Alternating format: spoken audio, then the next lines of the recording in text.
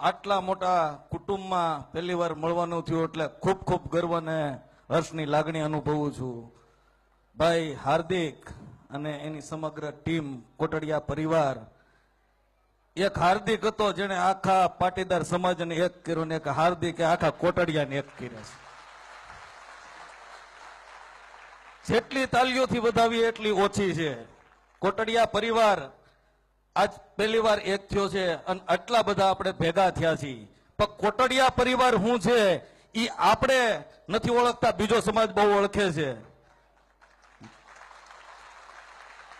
મનુભાઈ કોટડિયા, મનુબાપા જયારે હતા કેન્દ્રમાં મિનિસ્ટર, પહેલા વહેલા અમરેલી જિલ્લામાંથી બન્યા હતા, એ કોટડિયા હતા અને કુબડાના હતા.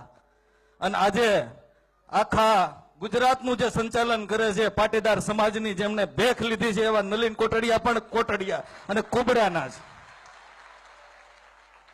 સહજાનંદ ગ્રુપ નાની હુની કંપની નથી. અહીંયા જે બેઠા છે એવા આપણે ગોતવા જઈ મળે નહીં. આની એપોઇન્ટમેન્ટ જોતી હોય ને તો 2 મિનિટ રાહ જોવી પડે છે. અહીં આપણી વચ્ચે આજ 5-5, 6-6 કલાકથી બેઠા છે. અલ્પેશભાઈ છે, જે લોકોએ આમાં સહયોગ આપ્યો છે એમને પણ અભિનંદન આપું છું. સમયની મર્યાદા છે, પણ આજે સ્ટેજ ઉપર બેઠા બેઠા એક નાની એવી વાત મેં માર્ક કરી છે.